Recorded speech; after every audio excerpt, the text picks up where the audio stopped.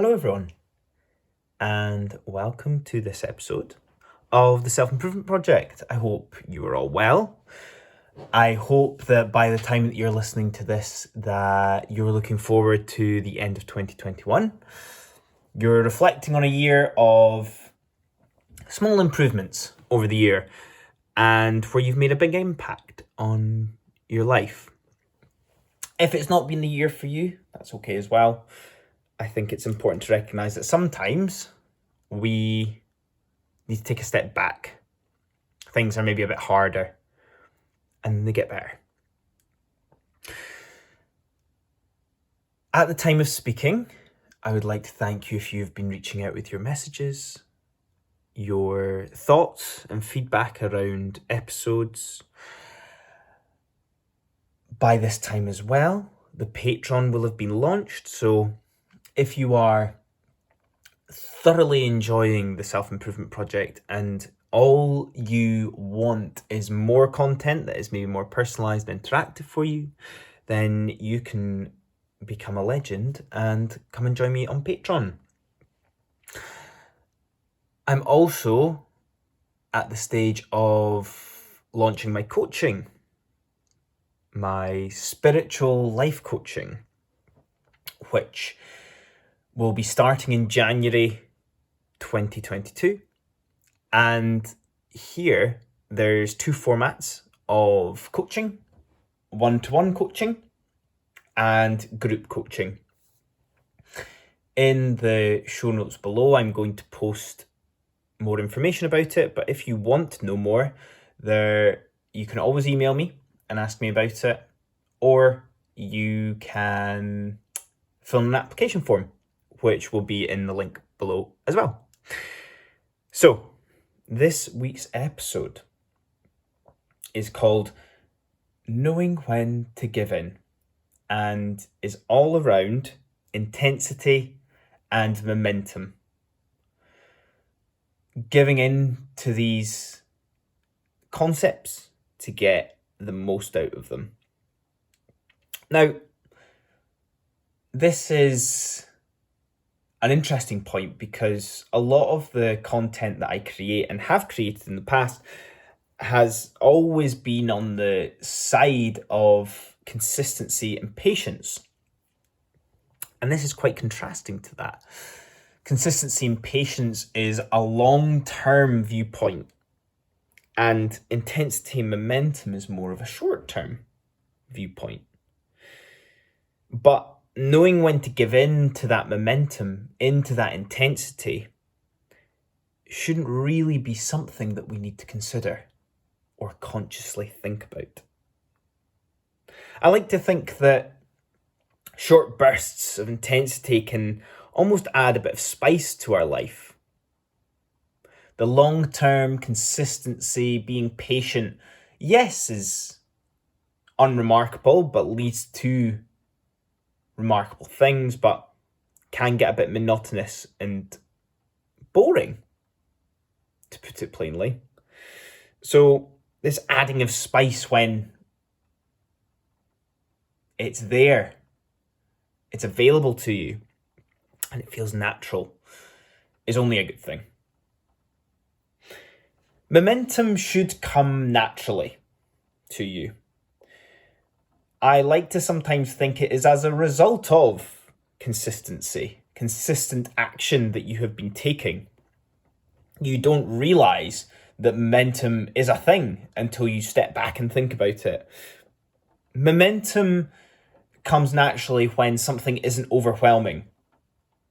When I started the Self-Improvement Project, I just did the podcast once a week. But now I have the podcast, the email, the Patreon, YouTube, the coaching, and I don't feel overwhelmed by it because I've leaned into momentum as it's grown, as it's built, but the consistency over time has led to that. The consistency with the podcast once a week. So, relate it to stacking. Stacking your things that you want to get better at. Momentum and intensity is something that you give into when it feels right. When everything that you've been doing, you feel like you can do with your eyes closed, so you can naturally take on more. And I guess a nice way to put it is it snowballs. However, sometimes we have mental blocks, mental barriers, that lack of self-belief that is telling us that we're not good enough. That instant dismissal. I've never done this before, so I can't possibly do it. I'm not qualified enough to do this, so I couldn't possibly do that and be credible. But your consistency gives you that credibility. That momentum and intensity displays passion. It displays genuine passion behind what you're doing. Beauty, quality, and confidence all follow this magical element of momentum, this magical concept as it snowballs. So when do we know when to give in to this? As I mentioned before, it does come naturally. It feels like that natural next step. Sometimes when you're in your career or a job, you can do everything and you need that next challenge. And why should this not apply to other areas of your life as well? Another example to use might be reading a book. Sometimes you can read a book in one sitting because you're so engrossed by it. You are completely and utterly inundated with how great it is. And that one sitting is an example of that momentum and intensity, that giving in. And sometimes you will take the time to read a book. You'll read it over a few weeks, a few months.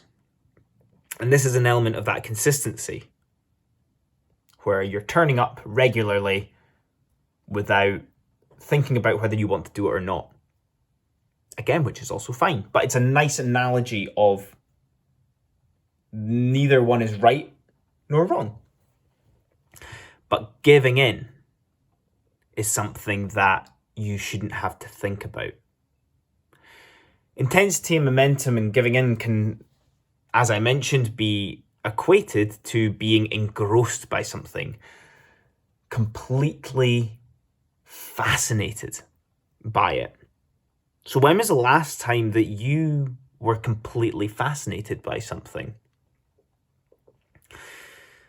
On top of this, giving in to this feeling can feel good. It can also pass you by if you don't act upon it. A wee bit like motivation. When you act upon motivation or this giving in to momentum, you never give yourself credit. You just think, oh, that's what I should have done. But it's a bit of a skill being able to recognize it without totally thinking about it and then giving in fully to it. You are only rewarded for it, but only you know, because you're the only person that's gone through it.